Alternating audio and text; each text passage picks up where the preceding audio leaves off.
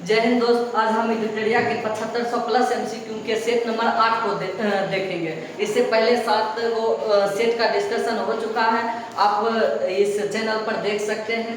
चलिए तो स्टार्ट करते हैं सेट नंबर 8 को। चलिए प्रश्न नंबर 1 से स्टार्ट करते हैं दोस्त। चलिए पहला प्रश्न करता है, पाली भाषा का ग्रंथ मिलन राजा मिनांडर किस बौद्ध भिक्षु से संवाद के रूप में मिला है? बताए मिलन और राजा मिनांडर के किस बौद्ध भिक्षु से संवाद के रूप में मिलता है? नागसेन। किसमें? नागसेन। ये मिनांडर थे और नागसेन, इसकी चर्चा किया गया है मिलन, जो कि मिलन एक पुस्तक है। ठीक, इसमें मिनांडर जो बौद्ध भिक्षु मिनांडर थे और नागसेन की चर्चा किया गया है। किसमें? मिलन में।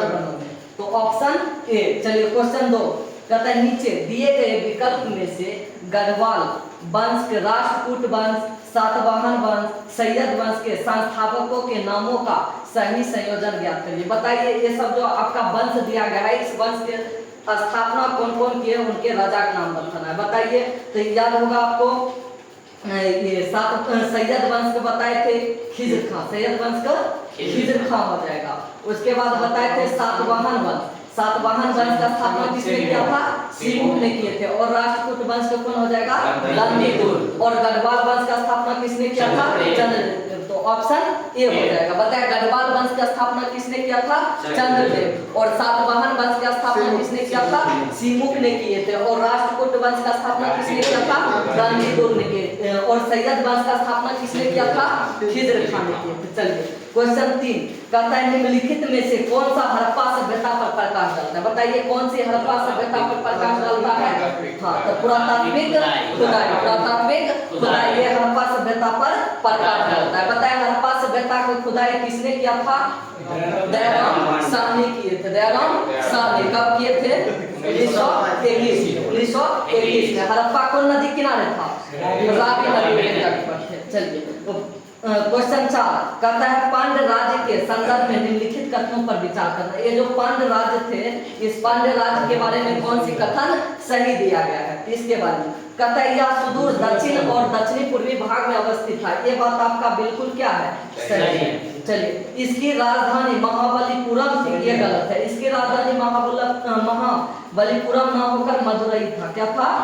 मदुरई था। याद रखना, इसकी राजधानी कहाँ था? पंडित मदुरई। जो ये कथन क्या है आपका? गलत है। कहता है इसे मोतियों का देश कहा जाता है। याद रखना, मोतियों का देश भी कहा जाता है। किसको? पांड्य राज्य को। चलिए उसके बाद क्वेश्चन 4 कहता है, यहाँ का समाज मातृसत्तात्मक था। तो पांड्य राज्य की जो समाज थी मातृसत्तात्मक थे, यानी कि 1 3 4 आपका प्रश्न क्या है?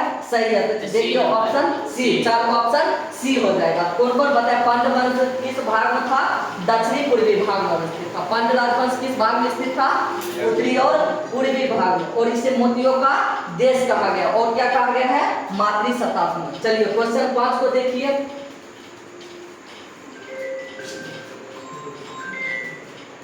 चलिए क्वेश्चन आपसे 5 का रहा है, मेटरनिक ने किसे हमारी सामाजिक व्यवस्था का सबसे खतरनाक दुश्मन बताया? तो जो मेटरनिक थे, हमारी सामाजिक व्यवस्था सबसे खतरनाक दुश्मन किसको बताया था? जोसेफ मेजनी को बताए थे। किसको बताए थे? जोसेफ मेजनी को बताए थे। कौन? मेटरनिक। क्या बताए थे? हमारी सामाजिक व्यवस्था का सबसे खतरनाक दुश्मन। चलिए क्वेश्चन 6 कहता है, निम्नलिखित में से किस मराठा शासक ने औरंगजेब के पुत्र अकबर को अपने दरबार में शरण दिया था? ये जो मराठा के शासक थे कौन थे? जो औरंगजेब के पुत्र थे अकबर को अपने साम्राज्य में शरण दिए थे। कौन दिए थे उसको? संभाजी दिए थे। कौन दिए थे? संभाजी। ये संभाजी कौन थे? शिवाजी के पुत्र थे। शिवाजी के कौन थे? पुत्र थे संभाजी। यही किसको शरण दिए थे? औरंगजेब के पुत्र अकबर को। चलिए क्वेश्चन 7 कहता है, महीचंद्र एवं चंद्रदेव किस वंश से संबंधित है? ये जो महीचंद्र और चंद्रदेव है, बताइए किस राजवंश से संबंधित था? गढ़वाल। किस राजवंश संबंधित था? गढ़वाल से। चलिए क्वेश्चन 8 कहता है, मुगल प्रांतीय प्रशासन में सामान्य तौर पर दीवानी का संबंध, ये जो दीवानी है मुगल साम्राज्य में प्रशासन, बताइए किनसे संबंधित था? ये राजस्व प्रशासन से था। क्या किनसे था? राजस्व प्रशासन से। चलिए क्वेश्चन 9 होगा। चलिए क्वेश्चन 9 कहता है, निम्नलिखित में से कौन सी आयु ब्रिटिश भारत में अकाल से संबंधित है? एक आयोग गया था अकाल आयोग। बताया अकाल आयोग से संबंधित कौन कौन सी सुझाव है? तो स्ट्रेची आयोग ये भी संबंधित है, लॉयल आयोग ये भी संबंधित है, और मैकडोनाल्ड आयोग, ये तीनों हो जाएगा। तो 1, 2 और 3 तीनों अकाल से संबंधित सुझाव है ब्रिटिश के समय। चलिए बताइए क्वेश्चन 10 कहता है बहुजन समाज के संस्थापक कौन थे? ये जो बहुजन समाज थे इसका संस्थापक कौन थे? मुकुंदराव पाटिल। मुकुंदराव पाटिल थे। किस पार्टी के संस्थापक थे? बहुजन समाज। चलिए क्वेश्चन 11 कहता है बॉयज एसोसिएशन का गठन बिहार के किस स्थान पर किया गया था? ये बॉयज एसोसिएशन का गठन हुआ था बिहार में। तो बिहार के किस जिला से हुआ था? दरभंगा से। कहां से हुआ था? किस स्थान से? दरभंगा से हुआ था। क्वेश्चन 12 कहता है बिहार कौमी सेवक दल का गठन किस वर्ष किया गया था? ये बिहार कौमी सेवक दल का गठन किया गया था 1921 में। बिहार कौमी सेवक दल का गठन कब किया गया था? 1921 में। चलिए क्वेश्चन 13 कहता है निम्न में से किस गवर्नर जनरल को मार्क्विस वर्ष की उपाधि मिला गया था? बताएं मार्क्विस वर्ष की उपाधि किसको दिया गया था? लॉर्ड वेलेस्ली को। किसका मिला था? लॉर्ड वेलेस्ली को। और बंगाल विभाजन किसके समय हुआ था? लॉर्ड कर्जन के समय। भारत में पहली बार जनगणना किसके समय? लॉर्ड मेयो के समय में। और सिविल सेवा के जनक और अस्थायी बंदोबस्त की शुरुआत किसने किया था? लॉर्ड कर्नवालिस ने किए थे। चलिए क्वेश्चन नंबर 14।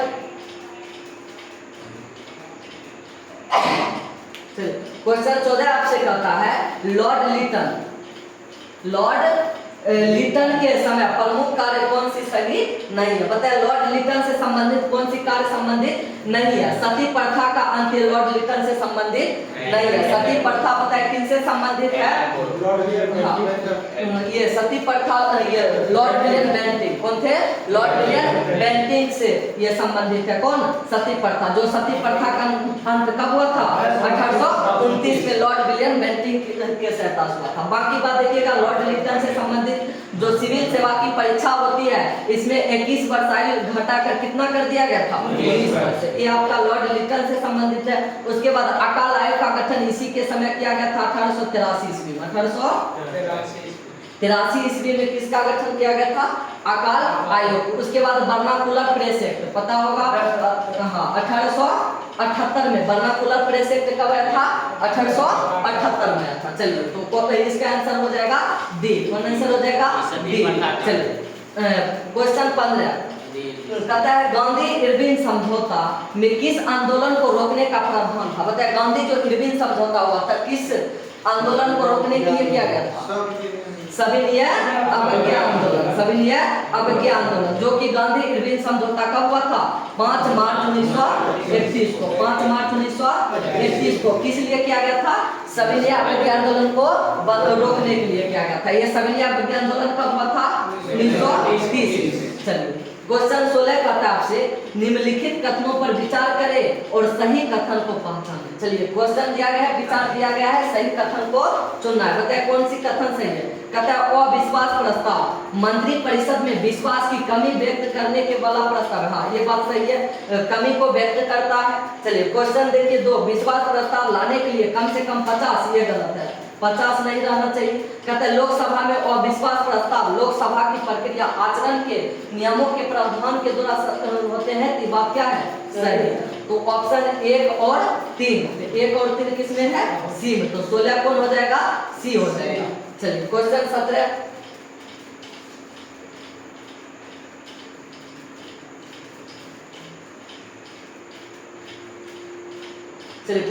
आपसे कहता है किस स्थिति में बंदी प्रत्यक्षीकरण यानी कि रीत को जारी किया जाता है? बताइए बंदी जो प्रत्यक्षीकरण है यानी कि रीत है, पता होगा 5 प्रकार की रीत होती है, उसमें से एक बंदी प्रत्यक्षीकरण है। इसको कब जारी किया जाता है? तो दोषपूर्ण पुलिस नजरबंदी। जब किसी पुलिस दोषपूर्ण नजरबंदी कर लेता है उस समय क्या लाया जाता है? बंदी प्रत्यक्षीकरण लाया जाता है। चलिए उसके बाद क्वेश्चन नंबर 18 कहता है भारत में निर्वाचित होने पर मताधिकार का अधिकार कैसा अधिकार है? बताइए जो वोट देने का अधिकार है, मत देने का अधिकार कैसा अधिकार है? संवैधानिक अधिकार। कैसा अधिकार है? संवैधानिक अधिकार है। चलिए संवैधानिक। चलिए क्वेश्चन 19 कहता है आपसे योजना किस सूची का विषय? ये जो योजना है किस सूची का विषय है? संवर्धित सूची। योजना किस सूची के विषय है? संवर्ती सूची। चलिए क्वेश्चन 20 बताइए, भारत की संचित निधि से व्यय किसके अनुमोदन से किया जाता है? ये जो भारत की संचित निधि है इससे व्यय करना है, खर्च किसके आदेश किया जाता है? संसद। किसके अनुमोदन से किया जाता है? संसद से। चलिए क्वेश्चन 21 कहता है, निम्नलिखित में भारतीय संविधान का कौन सा अनुच्छेद लोक सेवा आयोग के व्यय से संबंधित है? लोक सेवा आयोग व्यय संबंधित कौन सी आपका आर्टिकल दिया गया है? तो 322 कौन हो जाएगा? 322। चलिए क्वेश्चन 22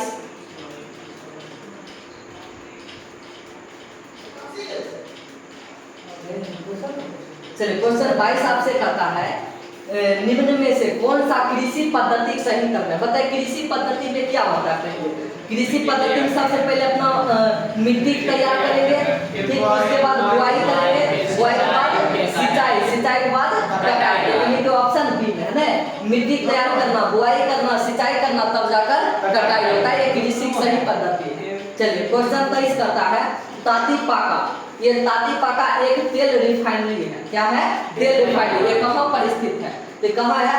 आंध्र प्रदेश में। कहाँ है? आंध्र प्रदेश में। तातीपाका कहाँ है? आंध्र प्रदेश में। चलिए ये अंकलेश्वर कहेगा कहाँ है? गुजरात में। प्रथम तेल रिफाइनरी कहाँ खुला था? डिगबोई असम। चलिए क्वेश्चन 24, निम्नलिखित सागरों में कौन सा गाजा स्ट्रिप के पास स्थित है? बताए महासागर, किस महासागर में गाजा स्ट्रिप के पास है? बताए गाजा स्ट्रिप किसके पास है? भूमध्य सागर के बीच है। गाजा स्ट्रिप किसके पास है? भूमध्य सागर के बीच। अच्छा एक प्रश्न बताए, भूमध्य सागर और लाल सागर को कौन जोड़ता है? पनामा नहर नहीं, ये आपका जोड़ता है सुएज नहर। कौन जोड़ता है? सुएज नहर जोड़ता है। चलिए भूमध्य सागर और लाल सागर कौन जोड़ता है? सुएज नहर। और गाजा स्ट्रिप किसके पास है? भूमध्य सागर के बीच है। चलिए क्वेश्चन 25, राज्यों के अधिकतम से न्यूनतम साक्षरता दर सही क्रम बताइए। ये जो राज्य का अधिकतम से न्यूनतम जाना है, सबसे अधिक साक्षरता दर कहाँ पर है? साक्षरता दर, ठीक है। तो सबसे ज्यादा कहाँ है? केरल। केरल सभी में, केरल के बाद मिजोरम, ठीक है, उसके बाद गोवा, उसके बाद त्रिपुरा। चलिए ऑप्शन डी हो जाएगा। सबसे अधिक साक्षरता दर कहाँ है? केरल में। केरल के बाद कहाँ है? मिजोरम में। मिजोरम के बाद कहाँ? गोवा में। गोवा के बाद कहाँ है? त्रिपुरा। चलिए क्वेश्चन नंबर 26 आपसे कहता है, ध्वनि तरंग की आवृत्ति में भी और समय अवधि टी के बीच संबंध बताना है। भी और टी का संबंध बताना है ध्वनि तरंग से। तो क्या होता है? भी बराबर 1/t होता है। भी बराबर क्या होता है? 1/t होता है। तो ऑप्शन ए हो जाएगा। चलिए क्वेश्चन 27 को देखिए। चलिए क्वेश्चन 27 आपसे कहता है, घर्षण बल, ये जो घर्षण बल है इसके निम्न में से किस पर कार्य करता है? बताइए घर्षण बल किस पर कार्य करता है? तो ये बल की दिशा के विपरीत कार्य करता है। घर्षण बल बल के क्या होता है? विपरीत कार्य करता है। चलिए तो ऑप्शन डी 27 क्या हो जाएगा? डी। चलिए क्वेश्चन आप 28 देखिए।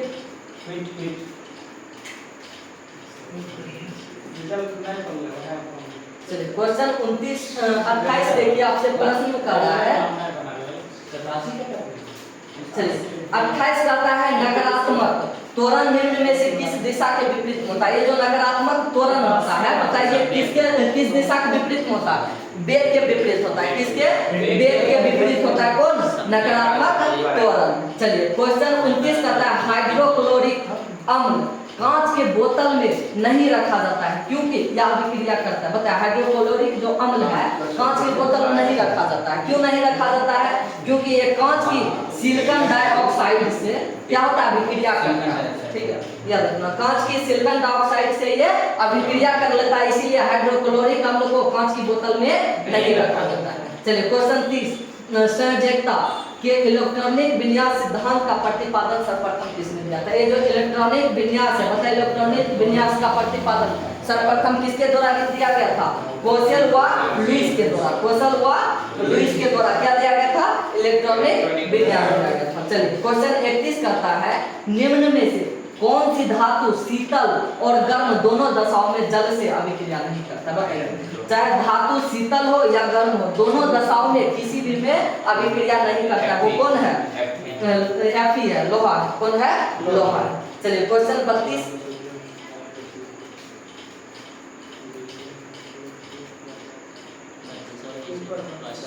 क्वेश्चन 32 कहता है आपसे, फोटोग्राफी में सोडियम थायोसल्फेट का विलयन का प्रयोग क्यों किया जाता है? देख लीजिए, सोडियम थायोसल्फेट का सूत्र क्या होता है?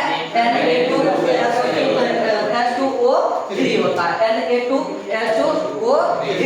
चलिए, किसका सूत्र है ये? Sodium thiosulphate. ये इसका प्रयोग किसमें किया जाता है? तो इसका प्रयोग जो किया जाता है आपका किया जाता है अतिरिक्त AgBr को विलय सिल्वर थायोसल्फेट संकुचन के रूप में निकालने के लिए प्रयोग किया जाता है। चलिए, क्वेश्चन 33 कहता है निम्न में से कौन सी बीमारी वायरस संक्रमण के द्वारा होता है? बताइए कौन सी इसमें से बीमारी है जो वायरस से होता है? जुकाम। कौन होता है? जुकाम। हैजा, मलेरिया, टाइफाइड, ये सब आपको बैक्टीरिया होता है। चलिए, जीवाणु या बैक्टीरिया। चलिए, बताइए क्वेश्चन नंबर 34 कहता है निकट दृष्टि दोष के संबंध में कौन सा कथन गलत दिया गया? बताइए निकट दृष्टि दोष से संबंधित कौन सी कथन गलत है? तो इसमें प्रतिबंध रेटिना पर बनता है, ये गलत है। रेटिना पर इसमें निकट दृष्टि दोष में कथन क्या है? नहीं बनता है। ठीक है, इसमें बाकी बात देखिएगा, नेत्र लेंस की मोटाई बढ़ जाता है। निकट दृष्टि दोष में लेंस की मोटाई बढ़ जाती है और इसमें नेत्र लेंस की फोकस दूरी क्या होता है? घट जाता है, यानी कि कम हो जाती है। उसके बाद नेत्र गोलक की त्रिज्या क्या होती है? वृद्धि होती है। चलिए, तो कौन गलत है इसमें? Option B. इसमें निकट दृष्टि दोष में प्रतिबिंब रेटिना पर नहीं बनते। चलिए, क्वेश्चन नंबर कहता है यूकैरियोटिक कोशिका के संबंध में कौन सा कथन गलत दिया गया? बताइए यूकैरियोटिक कोशिका संबंधित कौन सी कथन गलत है? चलिए, बताइए इनमें से कौन सी गलत है? हाँ, इसमें रिक्तिका उपस्थित नहीं होती है, गलत है। कहता है नहीं होती है बल्कि उपस्थित तो होता है ये। ठीक है, यही आपका कथन क्या है? गलत दिया गया है। ये क्या हो जाएगा? यानी कि बाकी बात देखिएगा, यूकैरियोटिक कोशिका दो भाग में विभाजित है, एक यूकैरियोटिक एक प्रोकैरियोटिक। चलिए, यूकैरियोटिक में देखिएगा समसूत्री विभाजन होता है। कैसा विभाजन होता है यूकैरियोटिक में? समसूत्री विभाजन। और उसके बाद श्वसन तंत्र इसमें देखिएगा माइटोकॉन्ड्रिया में होता है। किसमें होता है? माइटोकॉन्ड्रिया। और इसमें कितने प्रकार का पाया जाता है? 80 प्रकार का पाया जाता है, 80 प्रकार। चलिए, क्वेश्चन नंबर 36 कहता है निम्न में से नाइट्रोजन किसका अनिवार्य घटक है? ये जो नाइट्रोजन है किसका घटक है? तो किसका है? प्रोटीन का। किसका घटक है? प्रोटीन का। चलिए, एक अमीनो अम्ल बताइए कितने प्रोटीन का आवश्यकता होता है? 20। कितना होता है? 20। चलिए, क्वेश्चन नंबर 37 निम्न में से कौन सी घोल विद्युत का चालक नहीं है? कौन है जो घोल विद्युत का चालन नहीं करेगा? बताइए किसमें? ग्लूकोज घोल में विद्युत का चालन नहीं होता है। बाकी बात एसिटिक घोल में विद्युत का चालन होता है, सोडियम हाइड्रोक्साइड भी होता है और हाइड्रोक्लोरिक एसिड घोल भी होता है। चलिए, क्वेश्चन 37 को देखते हैं। 38 देखिए, क्वेश्चन 38 कहता है निम्न में से कौन बढ़ते भ्रूण के पोषक उत्तक कार्य करता है? बताइए बढ़ते भ्रूण के लिए पोषक उत्तक का कार्य कौन करता है? तो एंडोस्पर्म करता है। कौन करता है? एंडोस्पर्म। क्वेश्चन 39 आपसे कहता है मानव शरीर में बैक्टीरिया के संक्रमण को रोकने का सरल इलाज क्या है? बताइए मानव के शरीर में अगर बैक्टीरिया का संक्रमण है तो उसको रोकने के इलाज करने के लिए क्या प्रयोग करना चाहिए? एंटीबायोटिक्स। क्या प्रयोग करना चाहिए? एंटीबायोटिक्स। चलिए, क्वेश्चन 40 कहता है मॉर्फिन। ये मॉर्फिन बताइए किनसे प्राप्त होता है? मॉर्फिन फल से। मॉर्फिन किनसे प्राप्त होता है? फल से होता है। चलिए, क्वेश्चन 41 कहता है यदि भारतीय रिजर्व बैंक के द्वारा नगद कोष का अनुपात में कमी की जाती है तो इसका साख सृजन पर क्या प्रभाव पड़ेगा? तो साख सृजन पर क्या प्रभाव पड़ेगा? वृद्धि हो जाएगा। तो भारतीय रिजर्व बैंक का स्थापना बताइए कब हुआ था? 1935 ईस्वी में हुआ था। चलिए, क्वेश्चन 42 बताइए द्रव की पूर्ति यथावत रहने पर यदि द्रव की मांग में वृद्धि होता है तो क्या होगा? इसके ब्याज की दर में वृद्धि हो जाएगी। क्या हो जाएगा? ब्याज के दर में वृद्धि हो जाएगा। चलिए, क्वेश्चन 43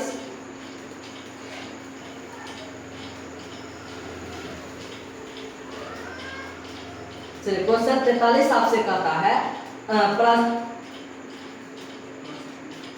चलिए, क्वेश्चन 43 कहता है पारिस्थितिक निकेल किससे संबंधित है? बताइए इकोलॉजी निकेल जो है किससे संबंधित है? ये हो जाएगा पारिस्थितिक तंत्र से जीव की स्थितिक परक एवं क्रियात्मक संबंध है। पारिस्थितिक तंत्र से जीव से स्थितिक एवं क्रियात्मक संबंध है। कौन? पारिस्थितिक निकेल। चलिए क्वेश्चन 44 कहता है निम्न में से कौन सा पारिस्थितिकी तंत्र का अजैव घटक है? बताए पारिस्थितिकी तंत्र का कौन अजैव घटक है? तो ये हो जाएगा शैलीय नमक। कौन हो जाएगा? शैलीय नमक एक अजैव घटक है। चलिए क्वेश्चन 45 निम्नलिखित देशों में कौन सा एक समूह आसियान के सदस्य देश है? बताए आसियान के सदस्य कौन कौन है? तो आपका लाओस, कंबोडिया, ब्रुनेई। ठीक, लाओस, कंबोडिया और ब्रुनेई। चलिए क्वेश्चन नंबर 46। चलिए क्वेश्चन 46 आपसे कहता है कलमकारी पेंटिंग के संदर्भ में दिया गया। बताए कलमकारी पेंटिंग के बारे में कौन कथन सही है? कौन कथन सही है? ये पूर्वोत्तर भारत में सूती वस्त्र हाथ से की गई चित्रकारी को क्या कहेंगे? पूर्वोत्तर नहीं, सॉरी, ये दक्षिण भारत की है। किसका, कहाँ का है? दक्षिण भारत में सूती वस्त्र पर हाथ से की गई चित्रकारी को क्या कहते हैं? कलमकारी पेंटिंग कहते हैं। क्या कहते हैं? कलमकारी पेंटिंग। ठीक, जो सूती वस्त्र हाथ से डिजाइन करते हैं चित्रकारी को, कहाँ? दक्षिण भारत में। कहाँ?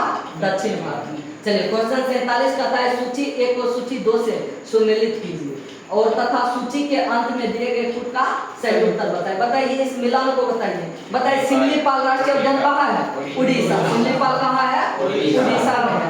दिहांग दिबांग कहाँ है? अरुणाचल प्रदेश में। दिहांग दिबांग कहाँ है? अरुणाचल प्रदेश। नोकरेक बताइए कहाँ? मेघालय में। और कोल्ड डेजर्ट कहाँ का है? हिमाचल प्रदेश। कोल्ड डेजर्ट कहाँ का है? हिमाचल प्रदेश। तो नोकरेक कहाँ है? मेघालय का। दिहांग दिबांग कहाँ का है? अरुणाचल प्रदेश। सिमलीपाल कहाँ का है? उड़ीसा। तो ऑप्शन कौन हो जाएगा? डी। चलिए कौन हो जाएगा ऑप्शन? ये डी हो जाएगा। चलिए